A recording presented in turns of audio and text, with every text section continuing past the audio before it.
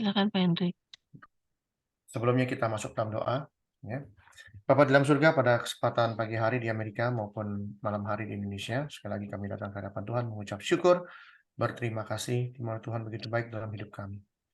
Tuhan, sebentar kami akan belajar firman Tuhan. Tuhan pimpin, buka hati pikiran kami supaya kami mengerti apa yang Engkau ingin bicarakan, apa isi hati Tuhan kepada kami. Kami berdoa bagi teman-teman kami yang belum hadir, bila Tuhan pimpin mereka, apapun kebutuhan mereka, Tuhan yang melengkapi bagi teman kami, dan terutama bagi Ibu Linda, yang masih dalam keadaan kurang sehat sekali lagi, dan juga Pak Anfal. Terima kasih Tuhan sudah menyembuhkan Pak Anfal dengan baik, dan kami sama-sama berdoa untuk Ibu Linda yang kurang sehat. Biarlah Tuhan pimpin, Tuhan sempurnakan kesembuhannya. Terima kasih Bapak. Hamba-Mu tidak tahu apa-apa. Sekali lagi Tuhan, pakailah hamba-Mu secara maksimum, biar Tuhan pimpin, agar apa yang hamba bicarakan bukan dari opini, tapi melalui firman yang Tuhan sudah berikan buat kami. Terima kasih Tuhan, kami siap menerima firman Tuhan. Di dalam nama Tuhan Yesus kami berdoa mengucap syukur. Amin. Oke, hari ini kita mau bicara tentang ketekunan. Saya dikasih topik oleh Ibu Ayu tentang ketekunan, dan sebenarnya masih bisa panjang ini. Tapi karena biasanya saya bisa lakukan hari Senin, ya. Tapi apa namanya, karena hal-hal yang lain saya dapat hari ini. Tapi buat saya nggak apa-apa. Yang penting bisa kita lakukan dengan baik, ya. Hari ini kita belajar tentang ketekunan yang dikatakan oleh Yakobus. Maksudnya ketekunan di sini apa gitu. Saya langsung potong aja, nggak perlu di panjang lebar karena kita sudah cukup lumayan dewasa ya dalam pengertian kita kepada firman Tuhan. Kita belajar langsung apa yang dikatakan Yakobus, ya. Yang dikasih ayatnya ini buat saya, ya. Ayatnya cuma segini aja. Sebab kamu tahu bahwa ujian terhadap imanmu itu menghasilkan ketekunan. Dan judulnya adalah ketekunan. Nah, artinya ketekunan di dalam bidang apa? Gitu loh. Apa itu ketekunan? Ya. Kadang-kadang saya juga mikir, apa sih arti ketekunan? Gitu loh. Kira-kira bisa nggak? Yang ada yang nggak bisa bantu saya? Supaya saya ini bisa menjelaskannya dengan baik. Apa sih ketekunan itu apa sih? Karena bahasa Indonesia saya mungkin kurang baik atau gimana gitu loh. Kira-kira ada yang bisa bantu gitu loh. Apa arti ketekunan? Ya, kalau dalam terjemahan, saya bantu ya Pak. Oh, silakan Pak. Terima kasih Pak. Dalam bahasa, kalau kita lihat di dalam bahasa Inggris atau misalnya paralelnya, ketekunan ini bukan ketekunan dari passion. Artinya tuh kalau di dalam bahasa Indonesia punya pengertian di dalam arti daya tahan, tapi dengan penuh harapan gitu kan. Keteguhan hati, bersabar, sabar terus-menerus berharap menunggu sesuatu hal. Kalau diartikan begitu, ya. Di dalam bahasa Ibraninya upomone, gitu kan. Ya, itu Pak. Ya. Jadi ketekunan itu bisa, terima kasih Pak. Jadi ketekunan itu bisa diartikan kesabaran yang penuh pengharapan gitu Pak, kira-kira Pak ya. Kesabaran yang penuh pengharapan. Nah di sini, Pak, keteguhan. iya, di sini kita mau sabar apa atau mengharapkan apa gitu kira-kira. Ini kita bicara banyak sekali ya. Yakobus bicara tentang ketekunan, bicara tentang buah yang matang, ya. Supaya kamu jadi sempurna, utuh, tak kekurangan suatu apapun. Ya. Jadi kenapa ujian terhadap iman itu menghasilkan ketekunan? Ini ujian apa? Bahwa ujian ini perubahan kalimat dari kata pencobaan di depan sini ya. Jadi kalau kita baca seluruh ayat, jadi kita nggak potong. Saudara-saudaraku, anggaplah sebagai suatu kebahagiaan apabila kamu jatuh ke dalam berbagai-bagai pencobaan. Sebab kamu tahu bahwa ujian terhadap imanmu itu menghasilkan ketekunan. Jadi pencobaan, ya. Sekali lagi kita bicara mengenai pencobaan di sini, ya. Jangan pernah berpikir pencobaan ini, ya, pencobaan ini adalah dosa. Aduh, saya jatuh ke dalam dosa. No, Ingat, ini pencobaan ini bukan dosa. Banyak orang berpikir bahwa pencobaan ini adalah dosa. Tuhan ampuni saya jatuh lagi dalam dosa. Pencobaan. Sebenarnya pencobaan itu bukan dosa. Tahu dari mana kita itu? Ya, tahu dari mana ini bukan dosa? Karena si siapa namanya si Yakobus juga mengatakan apa itu pencobaan? Pencobaan model gimana? Kita lihat pencobaan model gimana. Nih, Yakobus sendiri yang ngomong. Ya, lihat.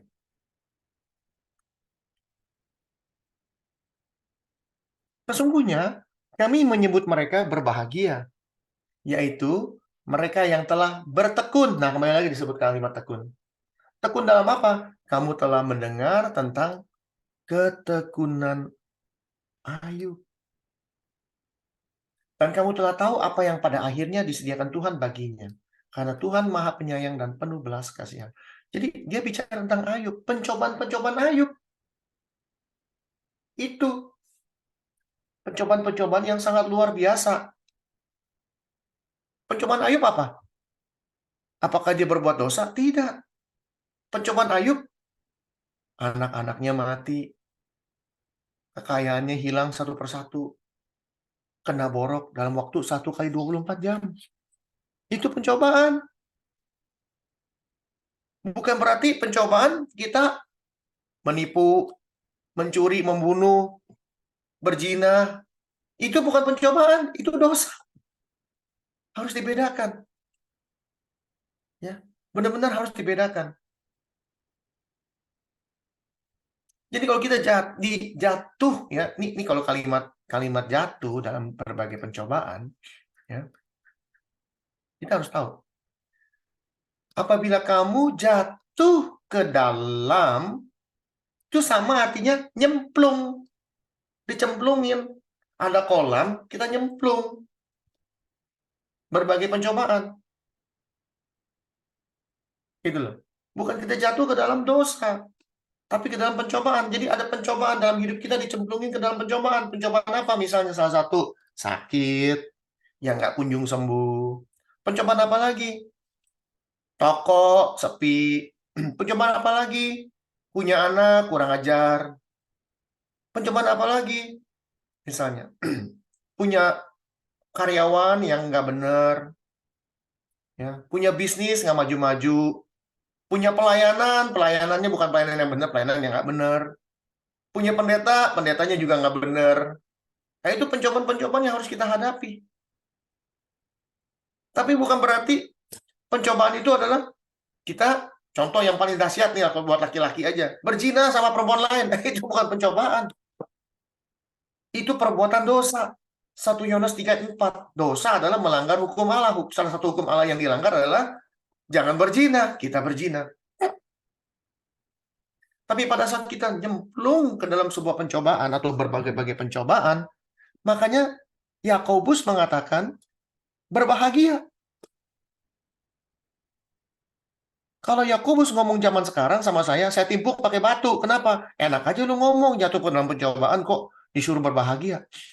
Tapi kalau kita nggak dengar Yakobus ngomong, kita juga bodoh. Kenapa kita bilang bodoh? Karena Yakobus sudah melewati pencobaan-pencobaan demikian. Sehingga dia tahu bagaimana mengatasinya. Apa pencobaan Yakobus? Di dalam hal ini, Yakobus menulis surat ini pada saat dia sudah menjadi pemimpin utama pertama kali jemaat di Yerusalem. Ya, gereja mula-mula di Yerusalem. Pemimpinnya Yakobus. Dan yang dihadapi oleh Yakobus setiap hari apa? Orang Israel itu biasanya mereka mendapat santunan dari negara. Tapi karena mereka sudah menjadi orang Kristen, sudah menjadi pengikut Kristus, santunan itu otomatis hilang. Bahkan mereka dianggap murtad. Mereka nggak akan dapat macam-macam. Mereka nggak akan dapat yang namanya pertolongan, nggak akan. Mereka dibuang. Dan itu ada di gereja mula-mula yang dipimpin oleh Yakobus. Di mana setiap hari Yakobus kerjaannya mendengar, Pak, anak saya sakit. Belum selesai ngomong, Pak, rumah saya kebakaran. Belum selesai ngomong, Pak, kambing saya mati. Belum selesai ngomong, Pak, anak saya lapar, belum makan. Jadi ini yang dihadapi setiap hari. Nggak tanggung-tanggung. 30 tahun pelayanan. Yang dihadapi ini terus. Ini pencobaan yang dihadapi oleh Yakobus. Sehingga Yakobus berkata, Tuhan sebenarnya ini saya melayani Tuhan bukan sih? Kok banyak sekali hal-hal demikian terjadi dalam hidup saya gitu kira-kira. Kalau saya jadi Yakobus saya pasti mikir gini, bener nggak sih Tuhan Yesus Tuhan beneran atau gimana gitu? Kok ngasih saya pencobaan kayak begini tiap hari jemaat saya ada aja yang aneh-aneh gitu. Pernah nggak dalam hidup kita pencobaan itu datang yang aneh-aneh? Sering ya. Dan hati-hati karena si setan pada saat pencobaan itu datang, tugas utama membuat doubt. Apa itu doubt ya? Ragu. Ya, keraguan-raguan. Betul, Bu. Makasih. Ragu. Kita ragu. Benar nggak sih Tuhan ngomong begini? Benar nggak sih firman Tuhan ngomong begitu? Ragu. Pada saat kita punya keraguan-raguan dalam hidup kita, sudah seharusnya, sudah sepatutnya kita waspada. Kita tidak boleh meragukan Tuhan. Pada saat kita punya keraguan, itu berbahaya. Buang jauh-jauh. Ya. Jadi, Yakobus mengatakan kamu harus bahagia. Sehingga apa? Sehingga dikatakan bahwa cobaan ini hanya ujian. Dia tahu benar. Pencobaan itu bukan datang dari Tuhan. Dia tahu. Ya. Tuhan tidak pernah mencobai. Ya. Ya.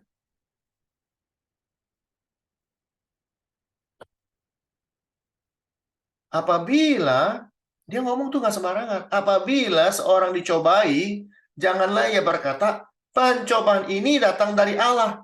Artinya apa? Kalau kita bilang di sini, apabila kamu jatuh dalam berbagai-bagai pencobaan yang diberikan Tuhan, no. Kalau bukan dari Allah, dari siapa? Cuma ada dua makhluk. Kalau nggak Tuhan, ya setan. Nggak ada yang lain. Nih. Pencobaan ini datang dari Allah katanya. Bukan, jangan. Sebab Allah tidak dapat dicobai oleh yang jahat, disebut yang jahat. Siapa yang jahat? Hanya si setan. Dan dia sendiri tidak mencobai siapapun. Bahkan, tiap orang dicobai oleh keinginannya sendiri, disebut. Kamu tuh bukan hanya dicobai setan saja, tapi keinginanmu itu mencobai kamu. Ini. Karena ia diseret dan dipikat olehnya. Disebut lagi, apabila keinginan itu telah dibuahi, dia paling senang ngomong begini, dibuahi, ya. Ya. Apabila ketekunan itu memperoleh buah yang matang atau dibuahi, dia menjadi sempurna dan utuh dan tak kekurangan satu apapun. Artinya apa? Kamu tak bercacat celah. Kamu kudus. Ini maksudnya. Jadi Tuhan tidak pernah mencobai. Artinya apa? Pencobaan ini datang daripada si iblis. Kalau toko nggak rame, itu si iblis yang bikin. Sakit, si iblis yang bikin. Kecelakaan, iblis yang bikin. Kadang-kadang kita bikin sendiri. Udah tahu punya mobil atau punya motor, remnya nggak ada, tetap dibawa. Setan mah ketawa aja. Yang goblok lu bukan gua, kata setan. Udah tahu motor remnya nggak ada dibawa, ya udah nabrak, kecelakaan yang dibikin sendiri karena keinginan sendiri, ya, karena kebodohan sendiri. Tapi pencobaan-pencobaan itu tidak pernah datang dari Allah. Sehingga kita mengenal, dan ini bersambung dengan khotbah kemarin dari Pak Freddy. Kita harus mengenal siapa Allah kita. Ya. Nomor satu, Allah tidak mencobai dan tidak dapat dicobai. Kalau kita sudah punya rumus ini di kepala kita, bahwa kita tidak atau Allah tidak mencobai siapapun, maka apabila ada masalah pencobaan dalam hidup kita datang pada kita, kita tahu ini bukan dari Tuhan. Sehingga iman kita bertambah. Kenapa? Saya tahu ini ujian. Ujian buat saya. Ujian iman saya disebutkan apabila iman itu dikatakan Sebab kamu tahu bahwa ujian terhadap imanmu itu, ini loh, kalimat ujian terhadap imanmu itu, ini ujian terhadap iman kita. Bagaimana iman kita ini diasah sama Tuhan dengan pencobaan-pencobaan dari si iblis. Ya, diasah. Sehingga iman itu bisa bertumbuh. Dengan kata lain, bahasa yang gampang, iman itu perlu dilatih. Kalau kita tidak pernah melatih iman kita, maka kita jadi orang Kristen yang bantet, prematur, kata Pak Freddy. Bantet beneran. Pencobaan sedikit, Tuhan. Pencobaan dikit, aduh Tuhan kenapa saya begini. Yang disebut kenapa Tuhan begini, kenapa Tuhan begitu. Tapi tidak pernah berkata begini pada saat pencobaan itu datang. Tuhan, saya tahu ini bukan dari Tuhan. Saya tahu ini datang dari si setan. Emang gue takut sama lu setan? Itu yang harus kita ngomong. Sama seperti Kristus pada saat dia dicobai, Lukas 4. Ada tertulis, manusia bukan hidup dari roti saja. Ada tertulis bahwa saya ini hidup bukan dari toko aja. Toko saya sepi, emang saya nggak bisa makan? Saya bisa sampai punya toko pun itu karena Tuhan turut bekerja dalam hidup saya. Itu namanya mentalitas yang dahsyat. Iman yang dahsyat. Emang saya hidup karena saya sakit doang? Emang saya sakit, saya takut? Nggak takut. Kenapa? Karena kita tantang yang namanya maut. Hai maut, di mana sengatmu?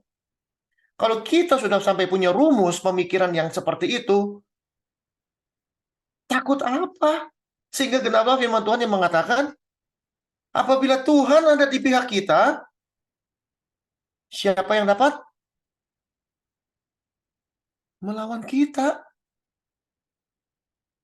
Kalau kita sudah punya mentalitas seperti itu, ya, saya belajar tiap hari.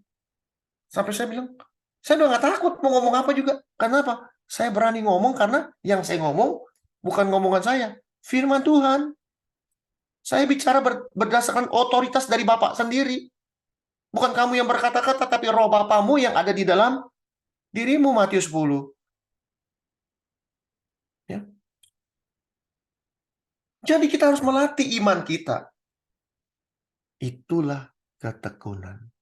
Melatih iman itu ketekunan. Kita lihat kalimat-kalimat ketekunan yang ada di dalam firman Tuhan. Salah satu contoh adalah Ibrani 10, kita lihat. Yang banyak kalimat ketekunan. Apa maksud ketekunan di sini? Sebab kamu memerlukan ketekunan, sebab kamu memerlukan kesabaran yang penuh pengharapan, supaya sesudah kamu melakukan kehendak Allah, supaya sesudah kamu melakukan kehendak Allah, kamu memperoleh apa yang dijanjikan itu. Ini sesuai dengan 1 Yohanes 3, 1 Yohanes 2. Sesuainya di mana? Lihat. Apa saja yang kita minta, banyak orang berkata, mintalah dalam nama Yesus, pasti kamu dapat. Ntar dulu. Baca baik-baik. Apa saja yang kita minta, kita pasti peroleh daripadanya. Syaratnya ada, caranya ada. Gimana caranya? Karena kita menuruti segala perintahnya dan berbuat apa yang berkenan kepadanya. Sesuai dengan Ibrani. Supaya sesudah kamu melakukan kehendak Allah tuh, kalau kita sudah melakukan kehendak Allah, kamu memperoleh apa yang dijanjikan itu. Ketekunannya apa? Ketekunan melakukan kehendak Allah. Rumus. Rumus dari A sampai B, sampai Z, sampai kapanpun tidak akan pernah berubah. Ini Ibrani yang tulis sesuai dengan Yohanes. Kita cari ayat lain yang ya, ayat lain. Kita lihat di dalam 2 Petrus. Kita lihat. Ya, ini Ibrani ngomong, Yohanes ngomong. Kita lihat Petrus ngomong apa. Ya. Justru karena itu kamu harus dengan sungguh-sungguh berusaha untuk menambahkan kepadamu imanmu. Makanya Yakobus ngomong tentang iman, ketekunan di dalam iman, ketekunan di dalam melakukan kehendak Allah. Mintalah apa saja yang kamu minta, asal kamu melakukan kehendak Allah. Harus kita tambahkan iman itu kebaikan, dan kepada kebaikan pengetahuan, dan kepada pengetahuan penguasaan diri, dan kepada penguasaan diri ketekunan, dan pada ketekunan kesalehan, hidup saleh, hidup benar, hidup tak bercacat celah, dan kepada kesalehan kasih akan saudara-saudara, dan kepada kasih akan saudara-saudara, kasih akan semua orang. Baca ini mesti baik-baik. Baca firman Tuhan harus benar. Kalau nggak benar, amburadul. Kita harus bisa menguasai diri dalam ketekunan. Dan ketekunan itu menghasilkan kesalehan. Bagaimana kita bisa menguasai diri kalau kita nggak pernah melakukan segala kehendak Allah? Kehendak Allah ialah melakukan seluruh perintahnya Tuhan. Apakah ini jadi bertentangan? Nggak ada yang bertentangan sedikit pun. Satu pun nggak ada yang bertentangan. Ya. Timotius. Kita lihat Timotius ngomong apa.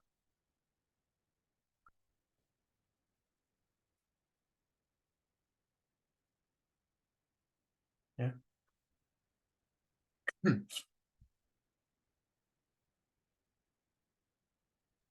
Nah, tuh. Tetapi engkau telah mengikuti ajaranku. Ajaran siapa? Paulus, Timotius, yang ngomong. Cara hidupku, pendirianku, imanku, kesabaranku, kasihku, dan ketekunanku. Apa ketekunannya? Menderita penganiayaan, sengsara seperti yang kuderita di Antioquia, di Iconium, dan di Listra. Semua penganiayaan itu kuderita, dan Tuhan telah melepaskan aku daripadanya. Ketekunan dalam menderita, ketekunan dalam hidup saleh, ketekunan dalam melakukan seluruh perintah Allah. Apakah mereka saling bertentangan kalau ngomong? No, I don't think so. Saling mengisi, saling menguatkan, saling memberitahu, ngasih tahu. Ini tujuannya ngasih tahu. Tekun ini, harus tekun ini. Bagaimana kita bisa bertekun? Bagaimana caranya kita bisa bertekun? Kalau nggak ada sumber tekunnya itu sendiri. Betul? Bagaimana kita bisa melakukan kehendak Allah? Bagaimana kita bisa bertekun dalam kesengsaraan?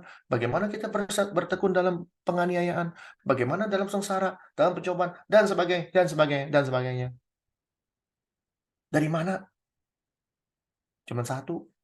Dari Tuhan sendiri. Nggak percaya? Kita buktiin. Di mana? Di Roma. Semua tahulah ayat ini. Roma berapa? Roma 15. Ada yang hafal? Ayat mana? Semoga Allah yang adalah sumber ketekunan tuh. Jadi kalau kita bisa bertekun di dalam segala hal, jangan sombong. Mau sombong apa? Mau sombong apa? Dan penghiburan. Mengaruniakan kerukunan kepada kamu sesuai dengan kehendak Kristus Yesus. Sehingga dengan satu hati dan satu suara kamu memuliakan Allah dan Bapa Tuhan kita Yesus Kristus. Ya, sebab segala sesuatu yang ditulis dahulu telah ditulis untuk menjadi pelajaran bagi kita, supaya kita teguh berpegang pada pengharapan. Ini tadi Pak Stano memberikan penjelasan yang sangat baik. Sabar dalam pengharapan oleh ketekunan dan penghiburan oleh kitab suci. Kita sabar akan pengharapan dengan ketekunan kita. Ya, semoga Allah yang adalah sumber ketekunan dan penghiburan mengaruniakan kerukunan kepada kamu. Jadi Allah sendiri sebagai sumber. Kita bisa menghadapi pencobaan, bisa menghadapi ini, bisa berani. Kenapa? Kembali lagi. Karena sumbernya Tuhan sendiri. Dan itu sesuai dengan kalimat si Matius. Yang tadi saya katakan. Matius juga ngomong. Ngomongnya apa?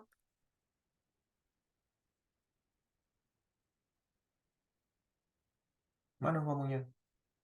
Mana?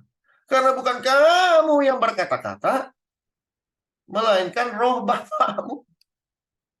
Dia yang berkata-kata di dalam kamu. Kamu bisa berkata, "Hei, maut, di mana sengatmu?"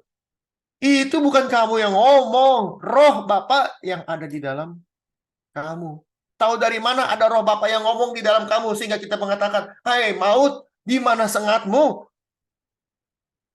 Jelas itu firman Tuhan. Dan di firman Tuhan itu hidup di dalam kita. Bagaimana caranya? Firman Tuhan bisa hidup di dalam kita. Firman Tuhan mengatakan bukan aku lagi, tapi Kristus di dalam aku. Lalu bagaimana caranya ada Kristus di dalam aku? Pada mulanya adalah firman. Firman itu bersama dengan Allah. Dan firman itu adalah Allah. Dan firman itu ayat 14 dikatakan, Yohanes 1, telah menjadi manusia berupa Kristus. Artinya apabila ada Kristus di dalam kamu, rumusnya 1 sama dengan 1. Kalau Yesus adalah firman, maka bukan aku lagi yang hidup, tapi firman yang hidup di dalam aku. Sehingga kita mengeluarkan kata-kata menurut firman.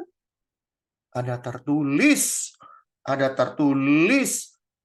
kamu tidak boleh mencobai Allahmu. Ada tertulis, kepada Tuhan sajalah kamu menyembah. Itu kata-kata Yesus dalam Lukas 4 pada saat pencobaan datang. Sehingga kalau kita penuh dengan firman Tuhan di dalam hidup kita, pencobaan apa lagi yang berani datang? Pencobaan datang bertubi-tubi. Tapi itu kita tunggu-tunggu. Kenapa? Karena kita mau mengasah iman. Pada saat kita diasah iman kita, kita bertumbuh. Ya, ini mah pernah gue alami 10 tahun yang lalu. Yang lain, wah ini baru nih pencobaan. Lalu datanglah firman Tuhan. Hai maut, di mana sengatmu? Apabila Tuhan ada di pihak kita, siapa yang dapat melawan kita? Itu, kalau ada rumus itu di kepala kita. Kemarin pertanyaan Pak Freddy. Pertanyaannya, apakah orang... Gimana Pak? Saya lupa Pak pertanyaannya Pak.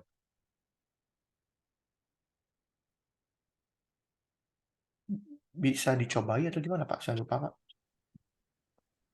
Yang mana tuh Pak? Yang kemarin Pak, pertanyaan Bapak tuh setelah selesai. Pertanyaan gimana? Apakah orang Kristen, apakah... Oh, maksudnya kalau sudah kita ada Kristus di dalam kita, apakah kita masih bisa dicobai gitu? Nah itu. Apakah kita masih bisa dicobai apabila ada Kristus, ada firman di dalam kita? Dicobai pasti. Dicobai pasti, pasti. Masalahnya, apakah kita anggap pencobaan itu? Gitu Pak ya? Iya, betul. Apakah kita anggap pencobaan itu? Udah nggak bisa dianggap lagi. Kenapa?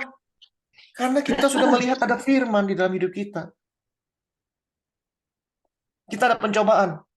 Lalu kita pikir, pencobaan saya ini dibandingin Ayub, perbandingannya berapa ya? Jadi kita ada standar nih. Ini standar tertingginya Yesus.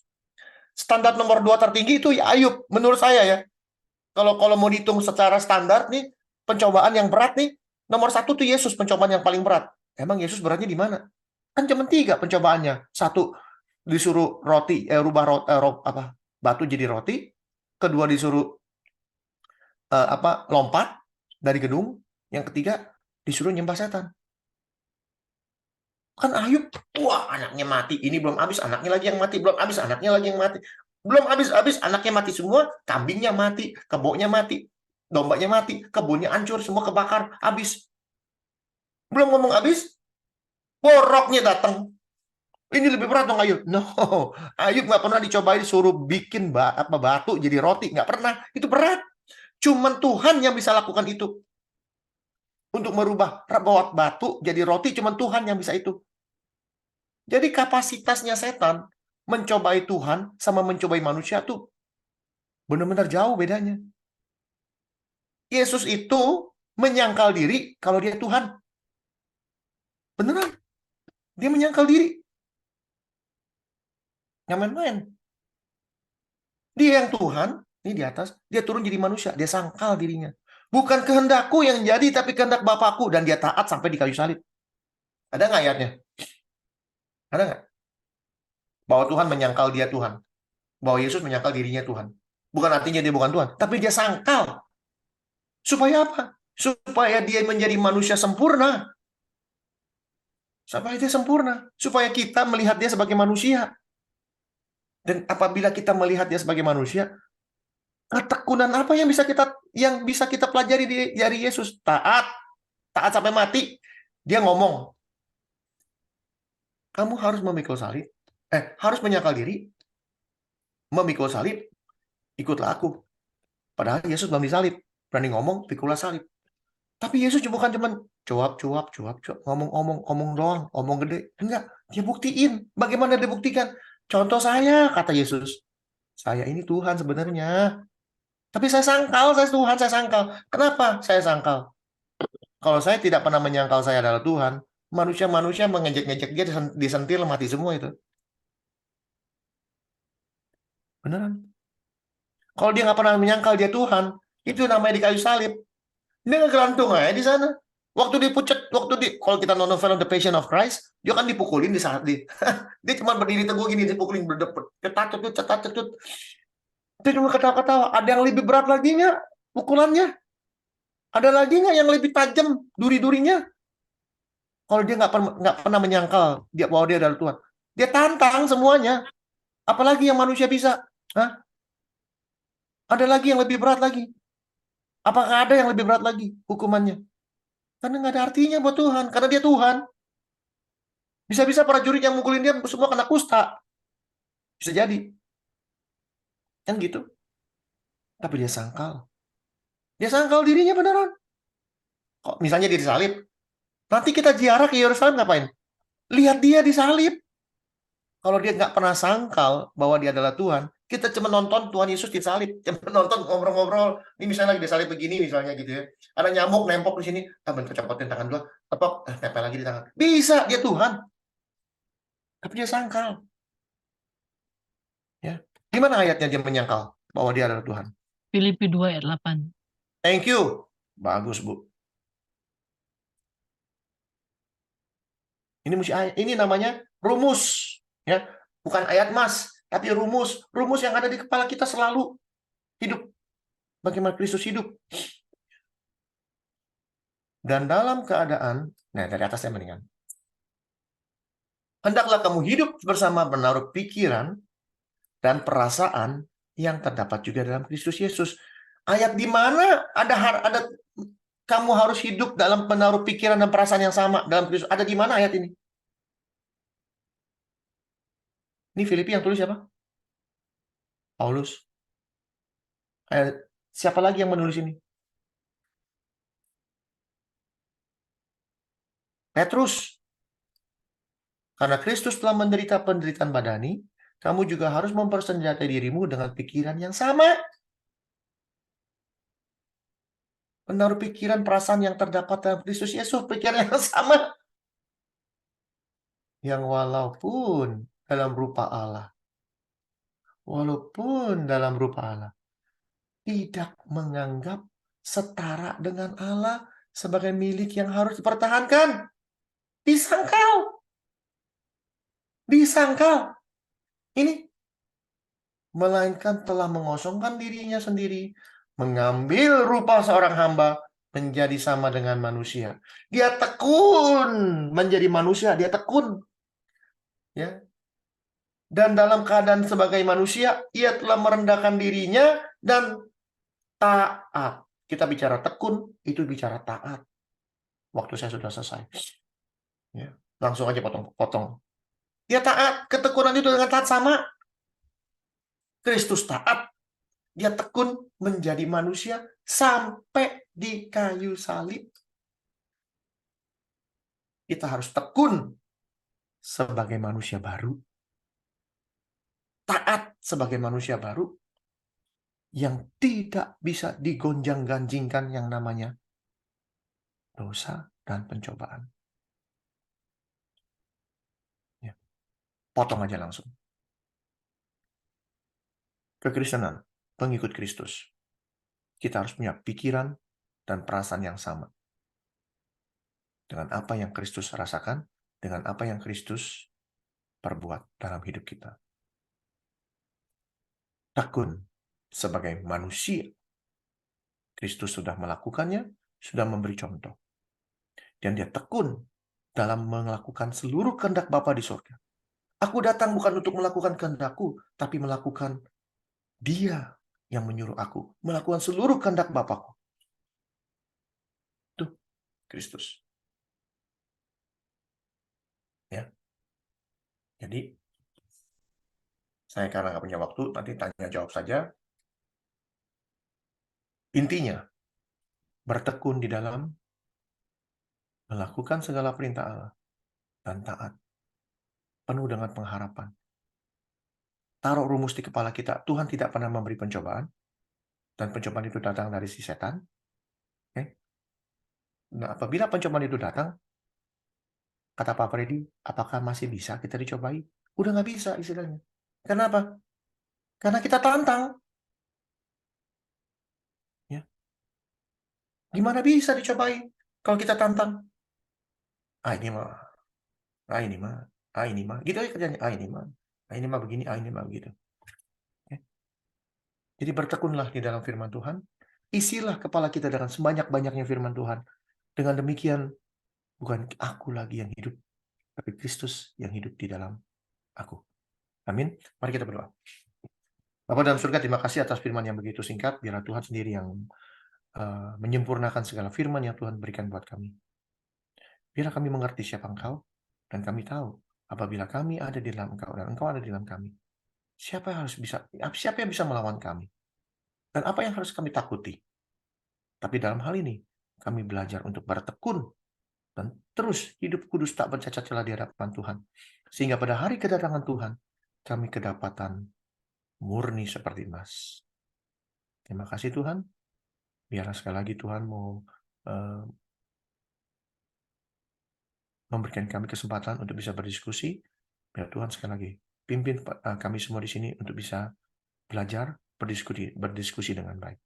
Terima kasih Tuhan, kami sudah mendengar firman Tuhan. Biar firman Tuhan itu Engkau taruh di dalam hati kami yang paling dalam dan Engkau sirami setiap hari.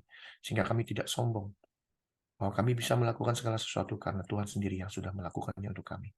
Di dalam nama Tuhan Yesus kami berdoa mengucap syukur. Amin.